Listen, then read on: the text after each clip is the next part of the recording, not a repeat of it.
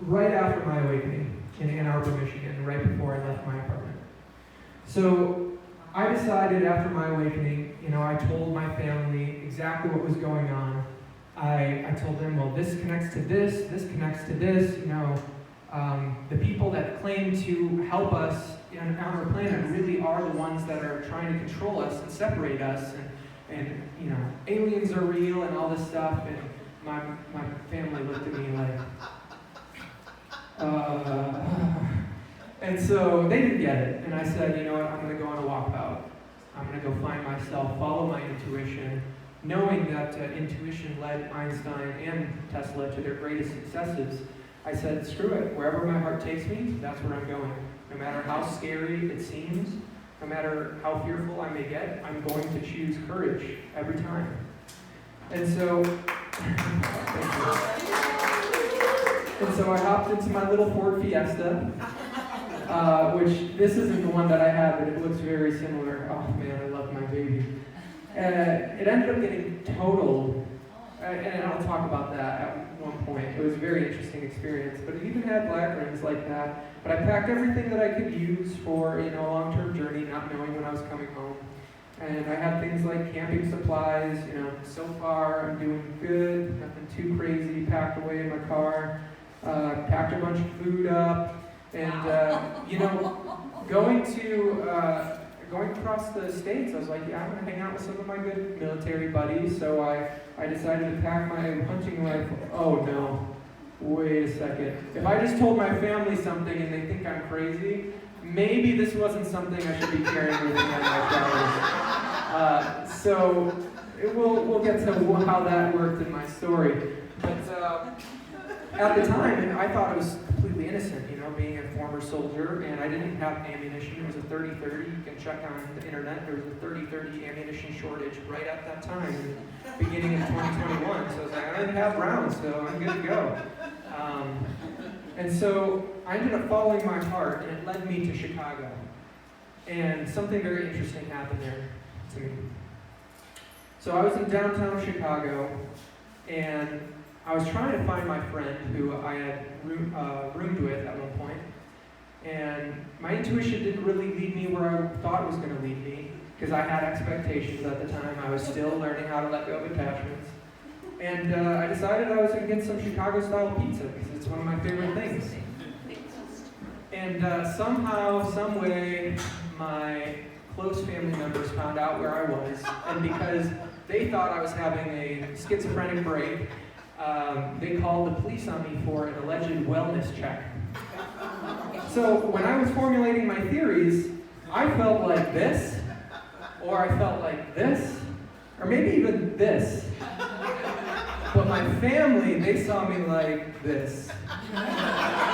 So they called the police, and then that led to my experience with the Chicago incident. So I was surrounded by about a dozen police vehicles, including SWAT, all armed with AR-15s and pistols. And they immediately surrounded me with 360 degrees of force, and they started screaming at me, telling me to get out of the vehicle or they were going to open fire, is how they came at me. And I told them, I don't know what the heck you're talking about. I'm an innocent man. I've done nothing wrong. I'm looking for some pizza. I don't know what is happening. And they kept screaming at me. And they were talking about vectors of fire. They had safeties off. I heard them say these things. And they were all aiming center mass at me. And I just stood my ground and I said, this is completely inappropriate. I have done nothing wrong. I will not comply if you use force. And so this officer on the right here, rocking the AR-15, he ended up screaming at me through the window, and he said, you better listen to me. And at this time, he was one of the only officers, and the guy who was right, were the only officers not aiming directly at me. There were people in front of me aiming directly at me, people to my right aiming directly at me, people behind me aiming directly at me. And there's actually this video from which I got these pictures. It's on my Facebook if you dig through my videos.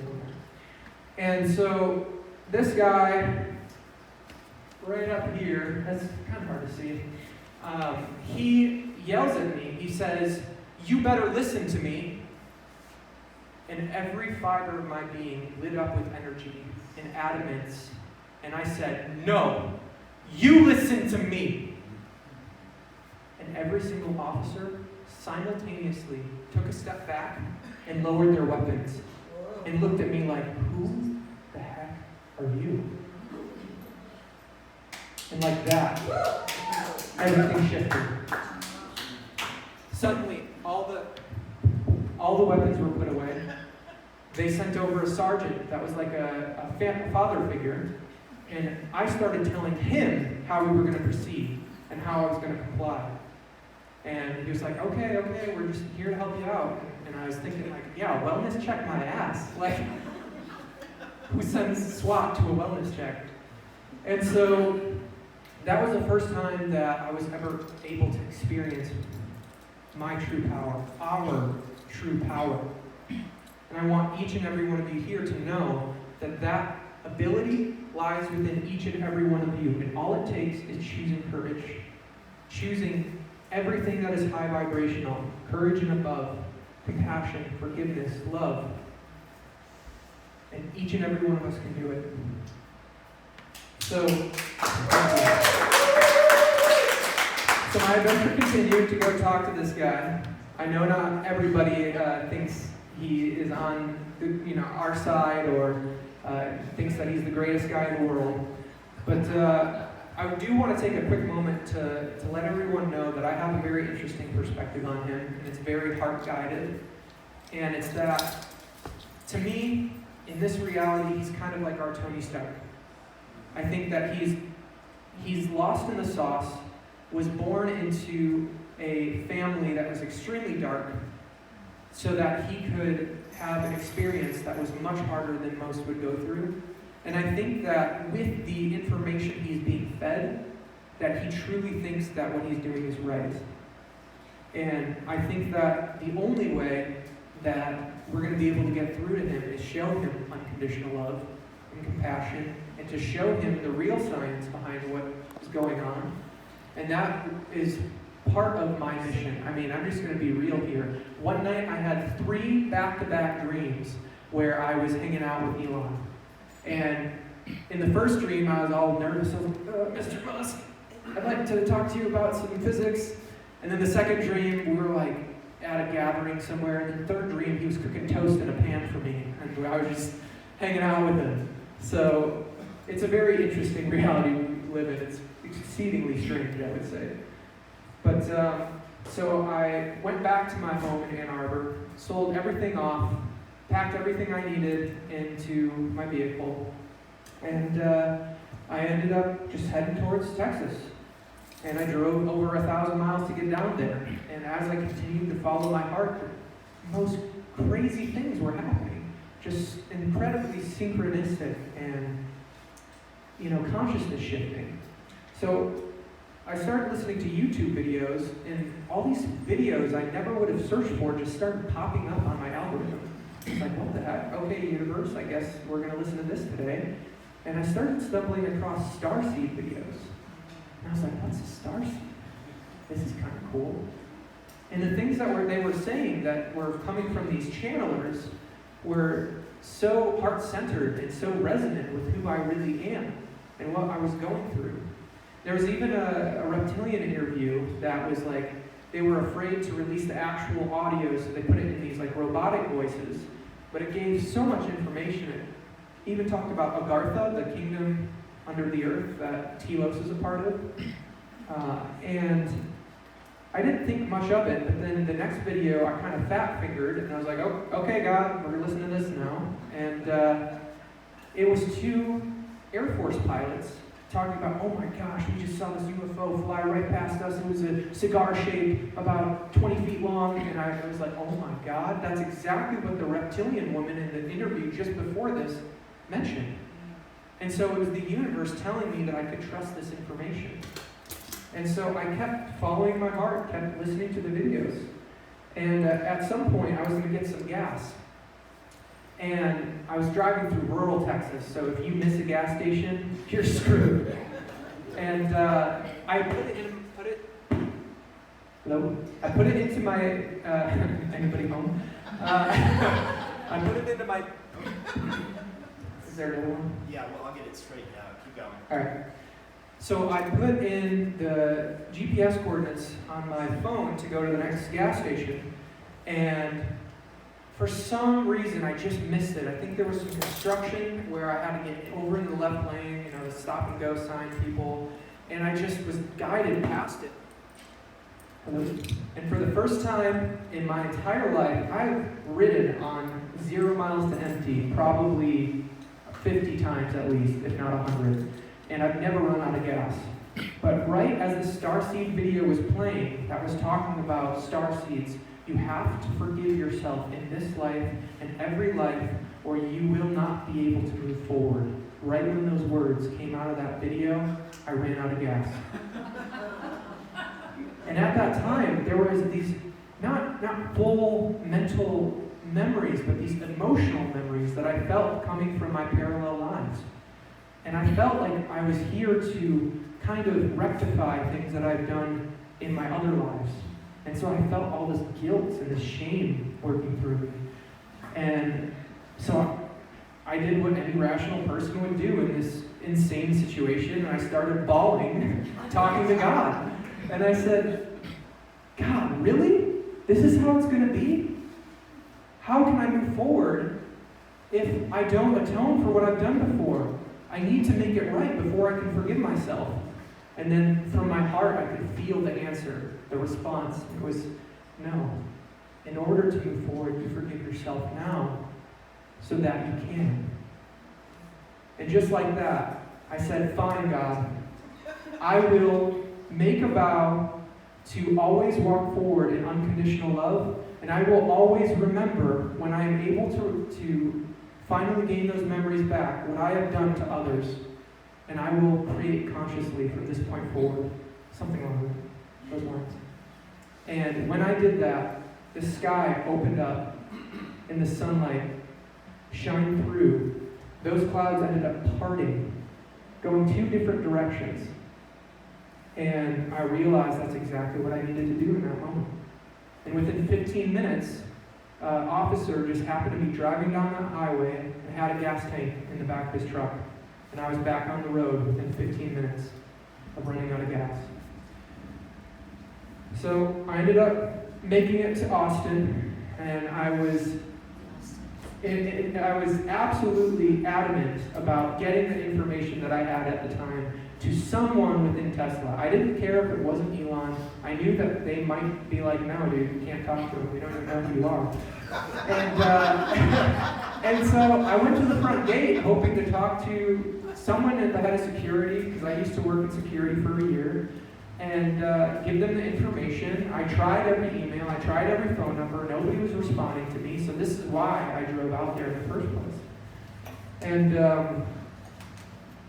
I talked to the security guards, and they said, okay, what's your name? I tell them, Isaac Mars. And then immediately their demeanor changed, and they're like, you have to leave now. And I'm like, okay, well, I worked in security, so I know that this is not normal protocol. Can you please give me some information so I can talk to somebody? And they said, no, you have to leave right now. And I was like, okay, this is strange. Well, at that point, I knew that I had to get this message across, and I thought, bad attention is better than no attention. Because I was really going to it with the courage. I didn't care where it led me. And so I kept my window kind of open a little bit, and they said they were going to call the police. I was like, all right, do your thing. And the night shift was coming off, and I had this little spherical silver ball that I use as the explanation in a lot of my theories. I'll go into it tomorrow at some point. And I explained to everybody that was passing by, I was like, hey, I need to talk to someone in Tesla. I have answers for physics for Mr. Musk. And looking in hindsight, it probably wasn't the greatest idea. But again, I was just trusting my heart at the time, not caring where it was going to lead me, just full faith. And very, very fast, the police arrived. They got my window down. And I was staying there as long as I could, had my arms like twisted into my steering wheel. They couldn't get me out. Hello. And then the officer pulls out his taser, and I'm like, all right, bro. Okay. I'm coming. And we got figured out. Okay. And then so I ended up in here for a little bit.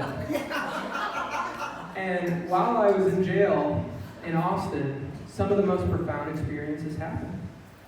I received messages from other individuals that were being held for certain charges. The law of attraction and repulsion was working for me still, as it always does. And while I was in there, there's just too much for me to go into, but I'll go into some key aspects. On my wall in my cell was written, "Protect your mind. Serve God. Serve." Hello. I guess I'm just a powerful being. Hello. Hello. So, protect. Just going back to that. All right. It worked better. Hello. So, protect your mind, serve God. I'm like, okay, I get it. This is real. This is happening. But then there was this other thing that was kind of scribbled on the wall, and it didn't make any sense. But at the time, I was really interested in anagrams and rearranging letters to find hidden meanings in words. And so I rearranged the letters of this. It was something like this, not exactly maybe, but all these letters were in it. We can't see what it says. Oh, it says METTINGAREEA. So Metingaria is something it was like basically how I read it. I was like, okay, that makes no sense. And I thought, okay, I'm going to solve this puzzle because I got nothing better to do. And I rearranged the letters and I got regain ET team. And I was like, what the heck? And that's the first thing that I solved. And that used every single letter that was up on the wall. I'm like, all right, this is not a coincidence. There are no coincidences. And so I ended up really going through some stuff in there. I don't want to get too into it because it's a little dark. But long story short, I was medic for almost 7 years. I know how to give a TB test for tuberculosis. And mainstream science and the mainstream medical field has changed the diagnosis of TB from the TB test, from checking the test that they put underneath your skin within 15 to 30 minutes, which makes rational sense since TB is one of the most contagious diseases known to mankind. They've changed it from 15 to 30 minutes to 2 to 3 days. So how does that make sense if somebody has TB? And so they said, okay, we're going to give you a TB test, and me, knowing how they work, I'm like, all right, sure, go ahead. They gave it to me, and over the next few days, I felt like my abdominal aorta was going to explode. In looking back on this, I didn't really think about it at the time, but my physician assistant friend told me, he's like, no man, they tried to kill you in there. And so for days, I felt like this rapid, pulsing, pounding feeling in my abdomen, and I was just bawling, just purging all this fear and this emotion. And I remember saying, faith unto death, faith unto death, faith unto death. And at one point, I opened up the Bible, the only book I really had in there. There's a few others, but this was the one that I would get messages from source. And I opened it up to a random page, and that page is Revelation 2, verse 10. Do not fear what you are about to suffer. Behold, the devil is about to cast some of you into prison, so that you will be tested, and you will have tribulation for 10 days. Be faithful until death, and I will give you the crown of life. And on the 10th day, they opened up my cell and said, you're free to leave. And then I realized, oh my God, the universe is a mirror. I've been walking around fearing all this stuff, even if I walked right into it, and that fear was being reflected to me. And I started to realize, if that is the case, and I have the answers within my science, knowing that all these infinite moments exist, then what do I need to do? Choose unconditional love, positivity over fear. at every opportunity. First towards myself, within my own mind, and then towards everyone and everyone else. And that was another light bulb. I digress. So this is one of the videos that changed my life. I highly recommend it. If you feel like taking a picture of it right now, go ahead. It's about the 12 universal laws, and it's by the YouTube channel, The Universe Inside You. And the name of the video is The 12 Universal Laws, the Law of Attraction is just one. So I started testing all of these 12 laws, and they all were tried and true. So another thing about them is that they're basically the Kybalion, the 7 Hermetic principles, but they're just expanded. So both of these are great sources of information that will empower each and every one of you if you apply them in your daily lives. And so, if we want to experience extraterrestrial contact, how do we want to do that? Everything corresponds to our vibration. That's in unity theory, that's in the 12 universal laws, it's in the Kybalion. So do we want to be fearful when we're dealing with extraterrestrial contact, or do we want to be loving? Put that vibration out. So I ended up, after leaving Texas, I ended up continuing on my journey. I ended up picking up a travel mate at the time. And we decided we were going to head west to Arkansas, because Arkansas is in the west, right? And I was like, wait, brother, we're near Arizona. and he's like, what? How'd that happen? I was like, well, I guess I didn't use a map. So we ended up here. And somehow, some way, we were guided mysteriously to Sedona, Arizona. Completely by accident. Wink, wink. And so we ended up in Sedona, Arizona, and all these beautiful experiences started unfolding. I mean, I've got stories for days about what happened. I was able to see my parallel life faces. I was able to gain glimpses into what's going to happen in our near-linear future. And it was just incredibly magical. And I realized that in Sedona, Arizona, everything was magnified. It just went faster and faster. And if you had darkness, it was going to come right out and face you right in the teeth. So you really had to be willing to transform by going there, especially if you planned on living there. And so what started with a Shasta trailer, and then eventually ended up being people talking about Mount Shasta over and over again, to seeing Shasta Cola in strange places, and seeing bumper stickers like "Life is better in the mountains" or "Head to the mountains." I was like, all right, universe, I got it. I got to go west. I'm going to this awesome place called Mount Shasta. And that's how I ended up here. And again, more magic, more synchronicities, just following my heart, no matter where it took me. I ended up meeting more soul family. I actually traveled with some soul family that I became very close to in Sedona, Arizona last year. And so we got to Mount Shasta, and some strange things started happening at our campsite. And one day, me and one of my best spiritual brothers decided, hey, let's go up on the mountain. Let's see what happens. We both have had, some interesting experiences. Let's see if we can contact our star beings, our star family. And so that's when my contact experience happened, my first one. It was at Mount Shasta at night, starting around 9:30 or 10 o'clock, going until about 2 or 3 in the morning. And so this is my spiritual brother, Nathan Lindsay, aka Vibes and Frequencies on YouTube. He started doing videos on Moldavite before Moldavite was even a thing in the collective consciousness, so some people call him the Moldavite guy. I've literally heard people be like, dude, it's the Moldavite guy! And so I really recommend watching his videos. He's a really amazing person. And we were up there, and he was talking to me, and I was like thinking, man, maybe we're not going to see anything. And then he points up to a star and he says, Isaac, that's a UFO.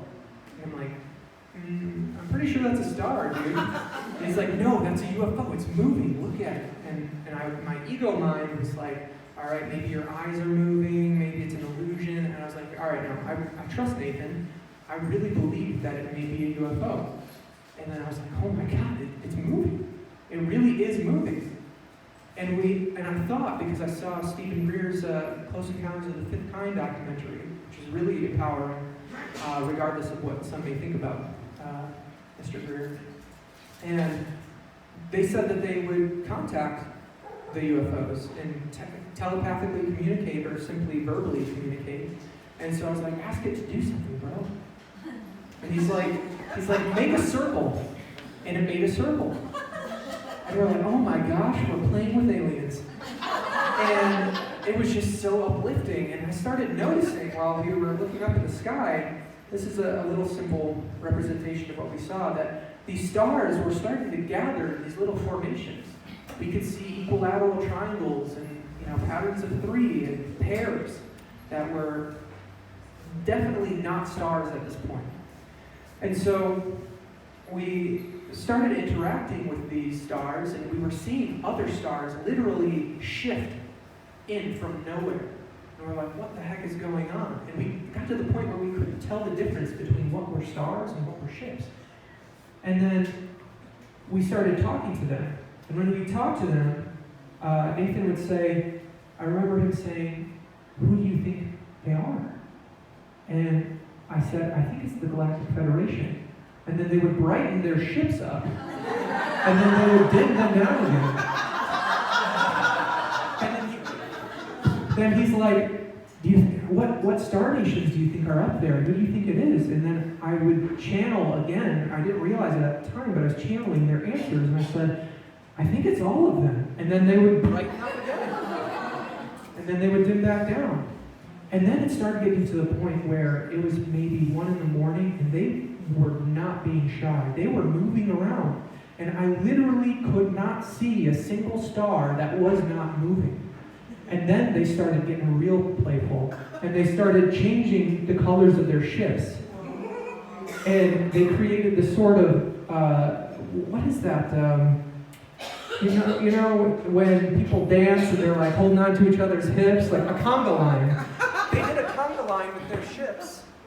They did a conga line with their ships and started changing their ships rainbow colors and dancing them back and forth like a snake. And then all these ships were like moving in circular patterns, and it was just the most awe-inspiring experience ever. And Nathan and I were talking, and I was like, wow, they're holding space for us down here on Earth while we go through our crap, while we do our shadow work. We have an entire army of light, perhaps millions, if not billions, of loving beings up there, believing in our free will, trusting in us, loving in us, and just holding space while we do what seems to be very difficult down here. And that's when what looked like a mothership kind of phased into this dimensional frequency, just a part of the ship, and it was white, and these 4 little, what looked like X-Wings from Star Wars came out every side of the ship. And in that moment, Nathan asked, what do you think they're doing? And I said, they're upgrading us. And in that moment, all 4 ships shot out in every direction, all 4 directions, creating lines of red light, meaning that they must have moved faster than the speed of light to be able to do that. And Nathan and I shot up off the ground as it happened. And he was like, oh my God, did you feel that energy? And I was like, wow, that was profound. And from that point forward, things just started to kind of chill out. And the messages that I was getting was that you're always safe, Isaac. All of you are always safe. We're always here for you. But we can't help you if you choose fear. We can help behind the scenes, but only if you choose love and you choose courage. And so that's a little bit of what I saw. It's kind of hard to see, but they shot out in all different directions. And it was better than anything in my entire life. Just the feeling that I felt sharing that moment with them. But truly, there were at least 1,000, if not more, ships up in the sky. And again, I couldn't tell what were stars and what were ships. It kind of makes you wonder, when you look up at night, what you're really looking at. And so, ever since that night, I've had recurring contact. Almost every night. If I look up at the sky, they'll play with me. One of them that looks like a star will start wiggling itself, or my favorite thing is when they teleport around really fast in a small vicinity, and they know that, and I've had some hard times, and then I look up, and then they teleport, and I just start laughing, and I'm like, all right, I needed that, thank you. But since then, I've had some other experiences as well. I had this guided shamanic ceremonial contact, which was absolutely profound. I went into this mind state 3 times with the best shaman I've ever known, who I love very deeply. And when I went in on the first journey to this mind state, I was met with all of these familiar yet very alien faces. And they were saying, we're here for you. And I went through this huge purge, and I let all this fear out, and experienced it, and felt it. And then the second one in, after I came out of that mind state, I went back in, and I was really, really frightened. And I was like, I always choose courage over fear, so I'm going to do it again. I'm going back in anyway. And so I went back into that mind state, and I started laughing. And just laughing, and I'm like, it's all me. What am I afraid of? I'm afraid of myself? That's just illogical and silly. And I just kept laughing. And then when I went back into that mind state for the 3rd time with no fear, I was shifted into a higher dimension and saw Arcturian medics working on me with these amazing non-earthly lights that were shining all around me, and they had these tablets that didn't have numbers or symbols on them or anything, just little bars that were going up and down, like vibrational patterns.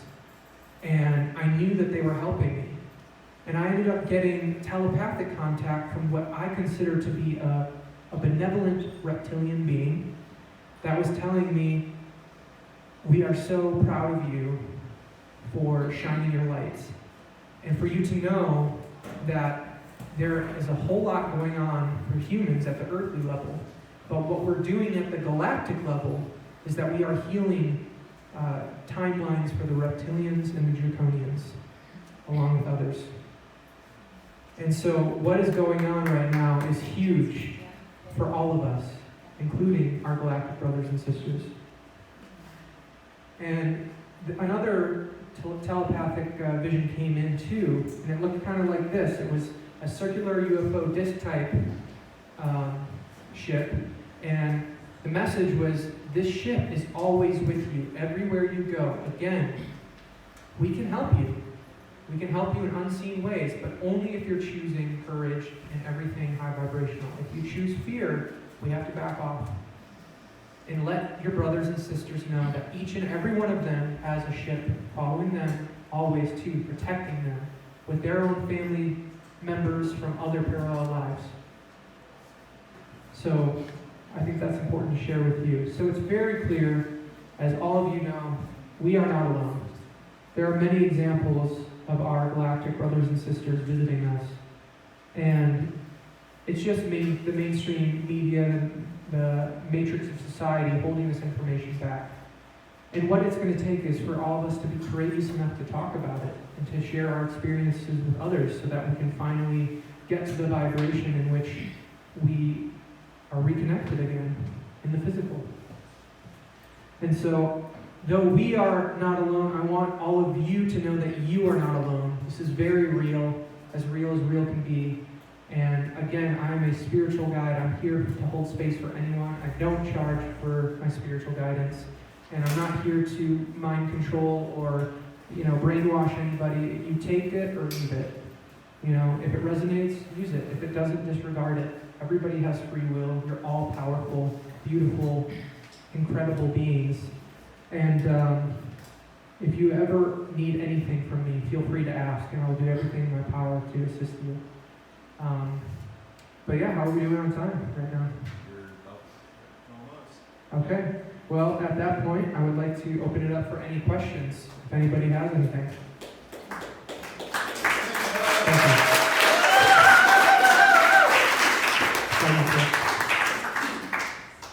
Thank you so very, very much. I'm having to hold tears back. I want to just say, bravo, a whole bravo. If I were to give you a title, I would say you're a galactic medic. And I also feel like I'm part of your starseed family. And I want to also extend on behalf of all my star brothers and star sisters and myself that I want to do also whatever I can for you on your journey. Because it's true, we are in this together. And I love your perspective on Elon Musk, and I love your perspective on Stephen Weir, and also on the draconian and the reptilian, timelines. I come from a star civilization that has been involved in the first draconian war, and I understand the astronomical extents to which you step into this movie. And I'm so glad that you're doing it. You are such a brave heart, and your name, Isaac Mouse, has a lot of nomenclature encoded into it as well. And I think that you will take us to incredible places of epic healing on a galactic level. And it's just such an honor. I had no idea who you were. And I was like, okay, you have to be at this talk. And like, now I understand why. I'll be at tomorrow's talk as well. My question for you, you mentioned only, you showed a couple photos, like the one where you ended up in the military, and what was I thinking, But you mentioned that there was an awakening moment, but you didn't talk about it, what it was. You just showed that photo of like, this is what I look like when I have my awakening. I'm curious what that was like. So yeah, my awakening was purely tied to my theories on reality, which since then I've met with PhDs, specifically the author of Holodynamics, one of the best books I've ever read, very in alignment with all the information that I share about reality, by Dr. Victor Vernon Wolf. He's actually a close friend of mine. He's an amazing soul. And when I asked him what he thought about unity theory after he read it, he said, well, it's not a theory. And so as I was making these realizations about how reality works, I realized, okay, reality's holodynamic. I've been a pantheist since I was 16, meaning I believe that the universe and God are the same thing. And so I had that cosmic consciousness experience that Alan Watts used to talk about a lot, and I was like, oh my gosh, everybody is God, and we're all pretending not to be. And that quote about the dream, that was when I really started just opening up every door, looking down every rabbit hole, figuring out how it all came together. And that's actually why I go by the Crimson Eagle, because I'm bridging the material to the spiritual, and I have that eagle eye awareness, that perspective on everything that's going on, the bigger picture. And I'm able to explain it in simple terms for people. And I feel like that all of us created me to play that role. So I'm here to serve. And it was essentially, I'm kind of strange in that sense. Most of the people that I met who had an awakening, it wasn't logical. But mine was almost purely logical. And so when I realized that, and I realized that unconditional love was literally more powerful, courage was literally more powerful, I was like, I'm invincible now. Because I always wanted to help people no matter what. So I hope that answers your question. Thank you. What's that? Yeah, so I'm going to pass my hat around. If you haven't gotten a tip,